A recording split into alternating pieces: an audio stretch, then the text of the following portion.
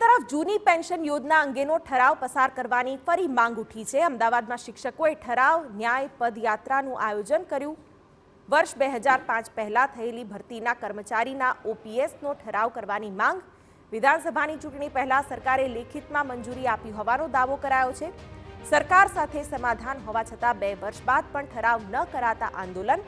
વહેલી તકે માંગ નહીં સ્વીકારાય તો હજુ પણ આંદોલન ચાલુ રહેશે તેમ જણાવાયું। શિક્ષકોનો દાવો છે કે વર્ષ 2022માં વિધાનસભાની ચૂંટણી પહેલા સરકારે સમાધાન કરી લેખિતમાં મંજૂરી આપી હતી। શિક્ષકો અને સરકાર વચ્ચે સમાધાન થયું છતાં 2 વર્ષ વીતવા છતાં ઠરાવ ન કરાયો, જેના કારણે શિક્ષકોએ આંદોલન કર્યું છે। જો કે રાજ્ય સરકાર દ્વારા યોગ્ય પગલાં નહીં લેવાય તો આગળ પણ આંદોલન ચાલુ રાખવાની શિક્ષકોએ ચીમકી ઉચ્ચારી।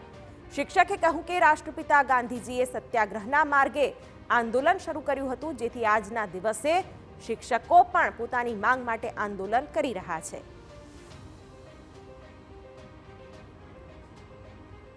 સાપુર પ્રાથમિક શાળામાંથી નિવૃત્ત થયેલા કોકિલાબેને કહ્યું કે નિવૃત્ત શિક્ષકોને પેન્શનના નામે માત્ર 2900 રૂપિયા મળે છે।